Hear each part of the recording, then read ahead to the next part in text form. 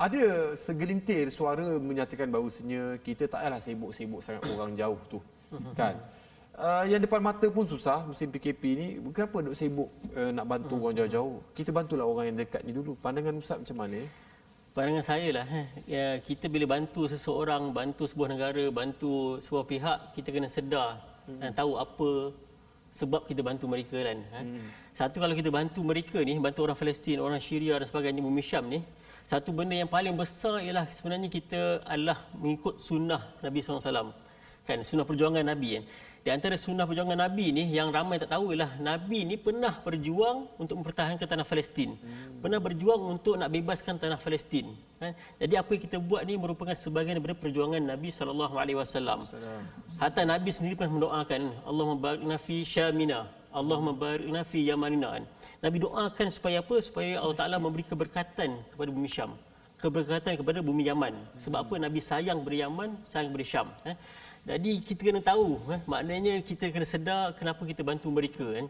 Dan sebenarnya bila kita bantu mereka ni kan, bila kita lihat orang yang susah, nampak orang yang diancam bunuh dekat Palestin semua tu, sebenarnya dia melatih diri kita ni ataupun mendidik diri kita untuk membina jati diri kita.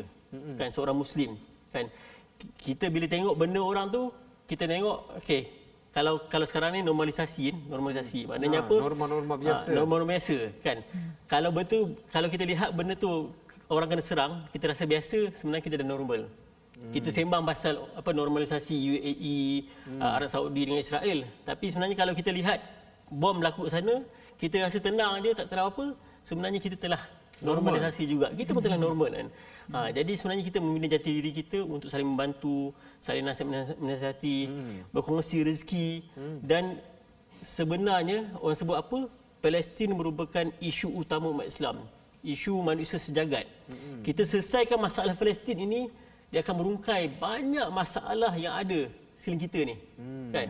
Itu istimewanya Palestin ni, bila kita bantu, kita rungkaikan masalah dia akan menyelesaikan banyak masalah-masalah yang lain yang berlegar di sekitar kita. Kat Rohingya, kat Myanmar, kat mana-mana. Sebenarnya bertolak daripada projek Yahudi itu sendiri.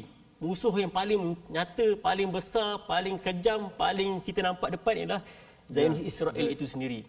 Kan? Dia punya proksi dia banyak. Kan? Kita selesai masalah ini, insya-Allah jati diri kita naik, kita terbentuk. Masa yang sama kita menyelesaikan masalah-masalah yang lain. Termasuklah masalah yang ada pada negara kita ini sendirilah. Itu pentingnya kita jelas tentang kenapa kita bantu mereka dan apa bentuk bantuan yang kita berikanlah. Bukan setakat doa. Kalau doa ni mungkin yalah doa ni semua doa kan. Paling mudah kan doa selepas solat sebagainya. Bukan setakat sumbangan, tapi kita nak supaya kita doa, sumbangan semua ni menjadi darah daging kita. InsyaAllah. Kan, potong ni nampaklah doanya. Nampak kan usaha kita untuk bantu mereka lah. Baik, alhamdulillah. Dan kita juga faham Ustaz katakan tadi yang jauh juga kita bantu, yang dekat lagi lah kita bantu kan. Tapi apalah salahnya kalau kita bantu dua-dua. Kalau kita boleh ada kemampuan dan sebagainya. Dan kita faham juga bahawasanya Aman Palestin sentiasa mendukung bahawasanya keselamatan dan kesejahteraan rakyat di Palestin. Okey, kita juga faham di mana di sana rakyat sana sentiasa ditindas. Wallahu alam, saya dengar macam-macam kisah yang kadang saya tak sanggup nak dengar cerita. Sehingga kan remaja mereka itu dirosakkan dari segi pemikiran, gaya hidup dan sebagainya. Mungkin Hajar boleh kongsi sentuh sikit sebelum kita berehat seketika ni.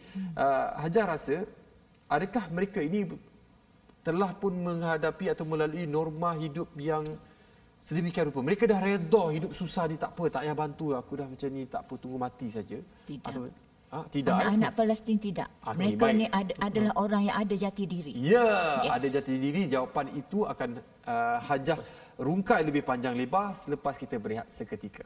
Boleh ya, Hajah? Ya, boleh. Alhamdulillah.